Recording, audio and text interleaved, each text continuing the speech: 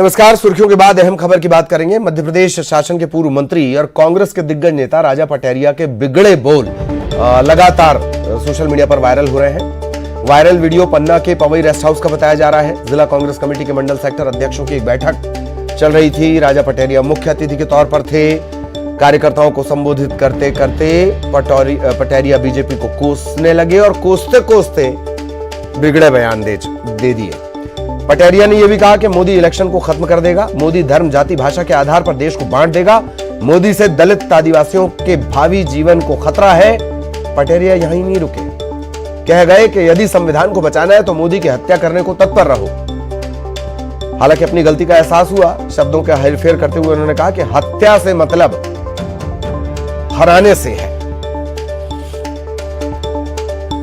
Modi election खत्म कर देगा, मोदी धर्म जाति भाषा के आधार पर बांट देगा, दलितों को, वनवासी आदिवासियों को और अल्पसंख्यकों का भावी जीवन खतरे में है। संविधान यदि बचाना है तो मोदी की हत्या करने के लिए तत्पर रहो। हत्या इन द सेंस कराने का काम। और इधर इस बयान के बाद अब एक्शन की बात कही जाने लगी है। राजा पटैरिया के खिलाफ सीएम शिवराज सख्त हैं। उन्होंने कहा कि एफआईआर दर्ज की जा रही है, कानून अपना काम करेगा। मोदी जी की हत्या की बात करना विद्वेष की पराकाष्ठा है और ये कांग्रेस के असली भाव हैं जो प्रकट हुए। ऐसी चीजें सहन नहीं की जाएंगी। भारत जोड़ो यात्रा का ढोंग करने वालों की असलियत सामने आ रही है। माननीय मोदी जी जनता के दिलों में बसते हैं, संपूर्ण देश की श्रद्धा और आस्था के केंद्र हैं। मैदान में उनसे मुकाबला नहीं कर पाते कांग्रेस के लोग, और इसलिए कांग्रेस के एक नेता मोदी जी की हत्या की बात कर रहे हैं। यह विद्वेष की पराकाष्ठा है, यह घृणा की अति है। कांग्रेस के असली भाव प्रकट हो रहे हैं, लेकिन ऐसी चीजों को सहन नहीं किया जाएगा। एफआईआर की जा रही है और कानून अपना काम करेगा।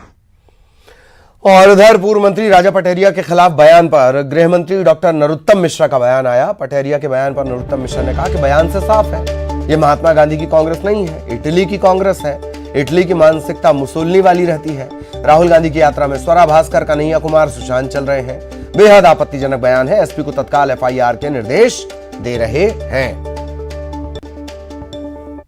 कांग्रेस नेता और पूर्व मंत्री राजा पटैरिया का विवादित बयान सामने आया है। पीएम मोदी की हत्या करने को लेकर उन्होंने बोले हैं और प्रदेश के गृह मंत्री नरोत्तम मिश्रा हमारे साथ मौजूद हैं। सर, पूर्व मंत्री हैं, कांग्रेस के सीनियर लीडर हैं और उन्होंने पीएम मोदी को लेकर एक विवादित बयान दिया है। बहुत निंदनीय बयान है, घृणित बयान। संवैधानिक पद पर बैठे हुए व्यक्ति के बारे में, एक वैश्विक व्यक्ति के बारे में, जो G20 का अध्यक्ष हो, उनकी हत्या की बात अगर कोई करता है। दरअसल ये सोच, आप राष्ट्रीय अध्यक्ष जी का बयान, इनके खड़गे जी का, मल्लिकार्जुन जी का, आदरणीय का देखिए, इसी एक महीने का उन्होंने रावण से तुलना कर दी। मणिशंकर अय्यर असंसदीय भाषा बोलते हैं, सोनिया गांधी मौत का सौदागर बोलती, सुबोध कांत जी हिटलर बोलते हैं, मिस्त्री जी उनकी औकात दिखाने की बात करते हैं। अब वो जो थे नाना पटोले जी, वो कह रहे मैं मार सकता हूं। ये क्या है कि ये महात्मा गांधी की कांग्रेस रही नहीं, ये फांसीवादी सोच की कांग्रेस हो गई है। ये कांग्रेस अब इटली की कांग्रेस होती जा रही है, हिटलर की सोच लेके आगे बढ़ रही है। जिनकी यात्रा में स्वरा भास्कर, कन्हैया कुमार, सुशांत सिंह जैसे लोग चलेंगे, उस कांग्रेस से और क्या उम्मीद करते हो? बहुत गंभीरता से लिया है सरकार ने इसे। एसपी पन्ना को निर्देश किया है तत्काल एफआईआर करें। हालांकि वो कह रहे हैं कि उनका कहने का मतलब था कि मोदी को हराना है। उनका जो भी कहने का मतलब हो, जब वीडियो वायरल होता है बाद में मतलब निकालते रहते हैं। अब कहो तोड़ मड़ोड़ किसने किया है, तोड़ मड़ोड़, उसको भी तो सामने लाओ। आपका बयान है, ये आपकी जिम्मेदारी है। वो कह रहे हैं कि संविधान खतरे में और इलेक्शन को खत्म करना चाहते हैं। ये इनकी हार की हताशाएं हैं, पूरे देश में हार रहे हैं। तो प्रदेश सरकार अब एक्शन में है और पन्ना में एफआईआर दर्ज करने के निर्देश जारी कर दिए हैं। कैमरा पर्सन मनीष सेंगर के साथ अनुराग श्रीवास्तव, न्यूज 18 भोपाल। और कांग्रेस नेता राजा पटेरिया के विवादित बयान को लेकर मंत्री सिसोदिया ने कहा कि मल्लिकार्जुन खड़गे को राजा पटेरिया पर कार्रवाई करनी चाहिए। पीएम मोदी को लेकर की गई टिप्पणी बर्दाश्त नहीं है।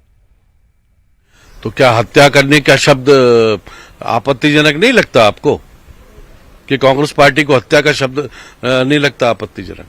राजा पटेरिया कह रहे हैं कि वो संविधान को खतरे में डाल रहे हैं, चुनाव नहीं कराना चाहते हैं वो।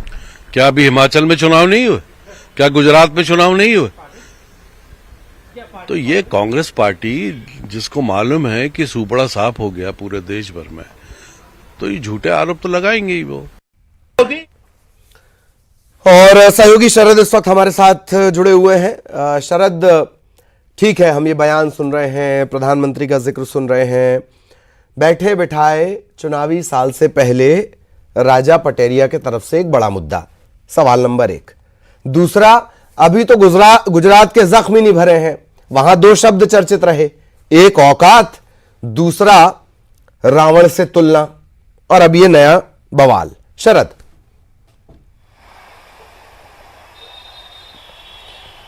बिल्कुल ठीक कहा है आपने। और ऐसे वक्त में अगर कोई बयान सामने आता है तो निश्चित तौर पर उसमें फिर कहीं ना कहीं सियासत भी होती है और ये सवाल भी खड़े होते हैं कि आखिरकार इतने वरिष्ठ नेताओं को ऐसे शब्दों के इस्तेमाल की ज़रूरत क्यों पड़ती है। देखिए, राजा पटेरिया के बारे में अगर देखें तो वो कांग्रेस में भी हाशिए पर हैं, इससे किसी बात को किसी से इनकार नहीं है, लेकिन पूर्व मंत्री रहे हैं और वो अगर इस तरीके का बयान दें तो फिर कहीं ना कहीं चर्चा उस पर होगी ही और सवाल उस पर खड़े होंगे ही। हालांकि उन्होंने अपने बयान को देने के बाद इन द सेंस करते हुए उस पर स्पष्टीकरण भी दिया, लेकिन जब ऐसे नेता ऐसे शब्दों का इस्तेमाल करेंगे तो निश्चित ही उनके खिलाफ की जो पार्टी है उसको सवाल खड़े करने का मौका मिलेगा और बीजेपी को ये मौका मिला है। और बीजेपी इसीलिए देखें, हम तमाम जो बड़े नेता, मुख्यमंत्री से लेकर प्रदेश अध्यक्ष तक और तमाम जो मंत्री हैं वो सब कांग्रेस पर हमलावर हैं। और मुख्यमंत्री ने तो यहाँ तक भी कह दिया कि प्रधानमंत्री के हत्या के शब्द के इस्तेमाल करना या उसकी बात करना ही विद्वेष की पराकाष्ठा है। और कांग्रेस दरअसल इसलिए ऐसी बातें कर रही है क्योंकि प्रधानमंत्री से जमीन पर मुकाबला नहीं कर पा रही है और इस तरीके के शब्दों के इस्तेमाल उनके नेता इसी वजह से कर रहे हैं। उन्होंने ये भी कहा है कि ये मामला बर्दाश्त नहीं किया जाएगा, इसमें एफआईआर दर्ज की जा रही है और कानूनन तौर पर इस पर जो कार्रवाई होगी वो की जाएगी।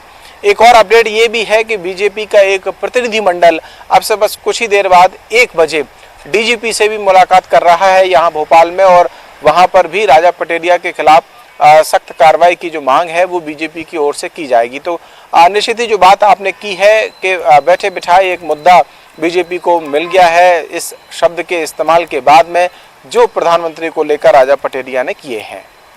जी, बहुत बहुत धन्यवाद शरद इस तमाम जानकारी के लिए। एक और अपडेट जो शरद ने बताया, डीजीपी से मुलाकात करने वाला बीजेपी का प्रतिनिधिमंडल। अब बड़ी खबर भोपाल से, बिलाबोंग स्कूल मामले में अदालत अपना फैसला सुना सकती है। आज सजा सुनाई जाएगी, दोषियों को अदालत सजा सुनाएगी। ज्यादती के मामले में, रेप के मामले में बस ड्राइवर और हेल्पर दोनों दोषी पाए गए हैं। हनुमान जाट और जो हेल्पर थी, महिला हेल्पर, उन्हें दोषी माना गया है और अब सजा का ऐलान होगा इस मामले में।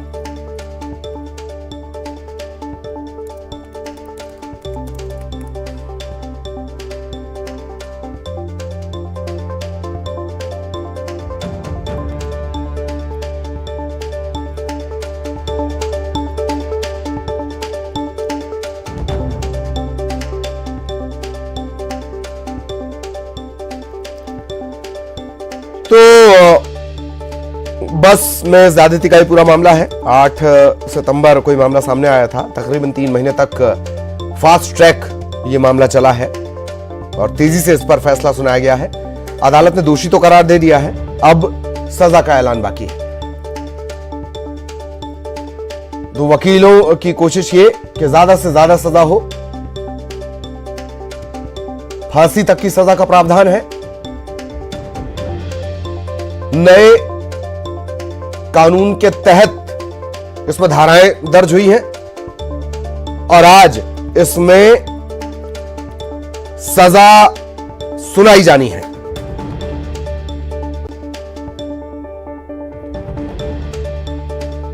बिलाबोंग स्कूल का मामला,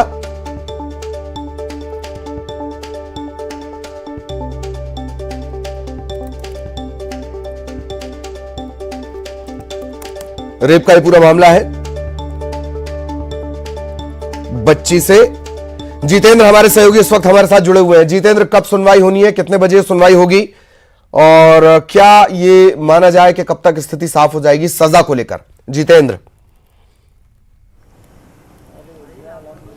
बिल्कुल ललित, अगर बात करें तो आज 12:30 बजे तक कोर्ट अपना फैसला इस पूरे मामले में सुना देंगे, जिसमें कह सकते हैं कि जो आरोपी ड्राइवर है उस पर सजा तय कर दी गई थी। उनके जो सहयोगी हैं हेल्पर, उन पर भी सजा तय कर दी गई थी पिछले शनिवार को। अगर बात करें तो आज सोमवार को 12:30 बजे उन्हें जेल से कोर्ट लाया जाएगा। उसके बाद जो है कोर्ट में उनके खिलाफ सामने जो है आरोप तय किए जाएंगे और जाहिर सी बात है या तो आजीवन कारावास या फिर कड़ी से कड़ी सजा की जो है उन्हें सजा सुनाई जा सकती है। तो कह सकते हैं एक ऐतिहासिक फैसला आने वाला है। उसके बाद तमाम जो बाकी स्कूल हैं उन्हें भी नज़ीर पेश करने को मिल जाएगी। और जितेंद्र, बहुत तेजी से सितंबर का ये मामला है और बहुत तेजी से इसमें सुनवाई हुई है, तेजी से इसका फैसला आया है, ये भी एक बड़ी बात है। जितेंद्र। बिल्कुल ललित, अगर बात करें तो ये 8 सितंबर का मामला था। 13 सितंबर में इसमें एफआईआर दर्ज की गई, तकरीबन 32 लोगों के बयान दर्ज किए गए, 242 पन्नों का जो है चार्जशीट पेश की गई। उसके बाद इसमें तेजी से सुनवाई करते हुए अब जो दोनों आरोपी हैं उन दोनों आरोपियों को सजा सुना दी गई है। कड़ी से कड़ी सजा सुनाई जाएगी। 12:30 बजे के बाद फैसला आने के बाद बाकी स्कूलों को भी सबक मिल जाएगा कि छोटे बच्चों के साथ किस तरह से पेश आना चाहिए और उनकी क्या सुरक्षा बरती जानी चाहिए। ललित, चलिए, बहुत बहुत शुक्रिया आपका इस तमाम जानकारी के लिए। सहयोगी जितेंद्र विस्तार से जानकारी दे रहे थे। कांकेर का रुख करेंगे। 4 लापता लोग, इनका सुराग मिल गया है। NH-30 के किनारे कुएं में कार गिर गई थी। पुलिस मौके पर पहुंची है, कार को निकालने की कवायद जारी है। शादी समारोह से 4 लोग लौट रहे थे, अचानक ये लापता हो गए। कार में सवार ये लोग जगदलपुर की तरफ निकले थे। लापता लोगों में से 2 ओडिशा के हैं, 2 कोंडा गांव के रहने वाले हैं। तलाश इनकी की जा रही थी। अब ये जानकारी लग रही है NH के पास एक कुएं में ये गिर गई थी कार। 4 लोगों के लापता होने की शिकायत कांकेर थाना में की गई थी। वो 4 लोगों का सुराग शायद पुलिस ने लगा लिया है और उन 4 लोगों के इस कुएं में होने का अंदेशा पुलिस ने लगाया है और अभी जो है पुलिस के द्वारा यहाँ पर जो है रेस्क्यू कराया जा रहा है और कार को बाहर निकालने का प्रयास किया जा रहा है। खेम नारायण शर्मा, न्यूज़ 18 कांकेर।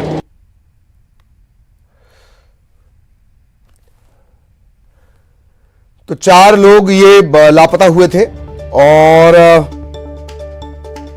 तलाश इनकी लगातार की जा रही थी। समझ नहीं आ रहा था, जमीन खा गई, आसमान निकल गया। अब ये साफ हुआ है NH के किनारे कुआं और कुएं में इनकी कार जा गिरी थी। पुलिस मौके पर पहुंच चुकी है, तलाश इनकी की जा रही है। 2 उड़ीसा के हैं, 2 कोंडा गांव के रहने वाले हैं। जगदलपुर की तरफ ये निकले थे शादी समारोह से। जगदलपुर की तरफ ये निकले थे और उसी दौरान ये लापता हो गए। 2 लोग ओडिशा के हैं, 2 कोंडा गांव के रहने वाले हैं।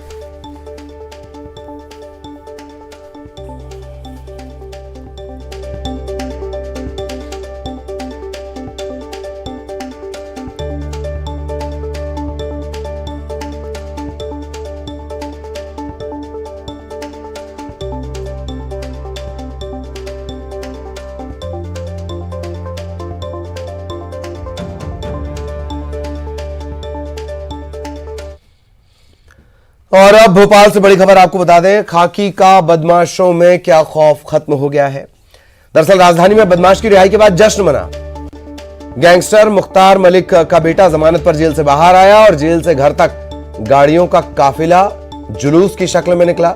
खुली जीप में हाथ हिलाते हुए मुख्तार मलिक का बेटा यासीन मलिक निकला है। समर्थकों ने रास्ते में जमकर आतिशबाजी की, शक्ति प्रदर्शन कर खौफ फैलाया गया। छात्र के अपहरण और मारपीट के मामले में यासीन जेल में बंद था, जब निकला तो जश्न।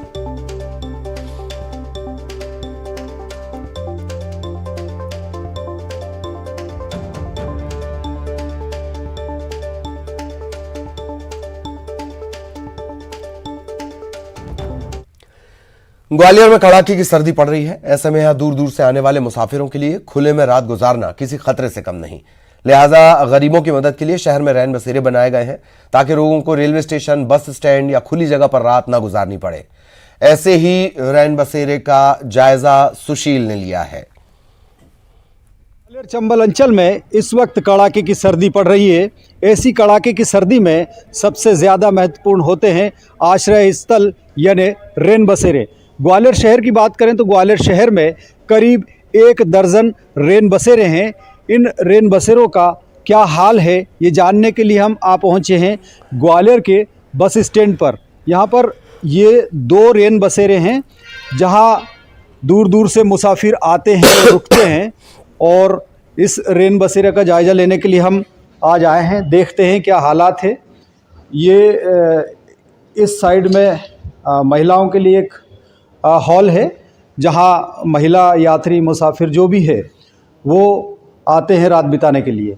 इसके अलावा ये पुरुष का हाल है, इसके क्या हाल है ये जानने के लिए हम देखते हैं, अंदर चलते हैं। और नगर निगम के जो रैन बसेरे हैं ख़ास तौर पर सर्दियों में वो बहुत महत्वपूर्ण हो जाते हैं। यहाँ जो अभी संचालक है उनसे बात करते हैं। यहाँ कितने बेड हैं और क्या संसाधन है यहाँ? सर जी यहाँ सब अच्छी व्यवस्था है, कोई दिक्कत नहीं आ रही है। ये भैया लोग हैं सब अच्छे से, साफ़ सुथरा है, कोई दिक्कत नहीं है। मुसाफिर अभी आ रहे हैं यहाँ रुक? बिल्कुल आ रहे हैं और कम पड़ रहे हैं बेड। अच्छा, बेड कम पड़ रहे हैं? बेड कम पड़ रहे हैं। तो यहाँ व्यवस्थाएं देखने में दुरुस्त लग रही है। ये देख सकते हैं आप, ये बेड बिछे हुए हैं। सभी जो है बेड स्थितियाँ सभी की ठीक नज़र आ रही है। साफ़ सुथरे बेड, रज़ाई सब कुछ ठीक ठाक यहाँ नज़र आ रहा है। कुछ लोग भी है, इनसे बात करने की कोशिश करेंगे। भैया ज़रा, हाँ, आप कहाँ से आए हैं? छत्तीसगढ़ से। छत्तीसगढ़ से आए जी। ये ग्वालियर का जो रैन बसेरा है, किस तरह की स्थितियाँ यहाँ आप ठहरे हैं? फिलहाल तो बहुत बेहतर स्थिति में लग रहा है। हाँ। सारी चीज़ें बढ़िया, कोई ऐसी बात नहीं है। रजाई गद्दे? रजाई गद्दे वगैरह सारी चीज़ साफ और बिल्कुल स्पष्ट है, कोई दिक्कत वाली बात नहीं है, कोई परेशानी नहीं है। और भी यात्री है, रात का वक्त है, सो चुके हैं, कुछ मुसाफिर जाग रहे हैं। आप कहाँ से आए हैं? मैं सर भितरवार से। भितरवार से। कैसी स्थिति है यहाँ रैन बसेरों की? बढ़िया, एक नंबर। ठीक है। ठंड वंड के लिए इंतजाम है पूरा? तो निश्चित तौर पर ग्वालियर में इस वक्त कड़ाके की सर्दी पड़ रही है। धीरे धीरे ये सर्दी बढ़ेगी, ऐसे में रैन बसेरे का बहुत महत्व है। तो ग्वालियर में जिन रैन बसेरों का हम जायज़ा लेने के लिए आए हैं वहाँ व्यवस्थाएं चाक चौबंद है, सर्दी से बचाव के इंतज़ाम है, साफ़ सफाई है। इसके अलावा पानी के भी माकूल इंतज़ाम है। सुशील कौशिक, न्यूज़ 18 ग्वालियर। और अब तेज रफ्तार खबरें। बीजेपी का मिशन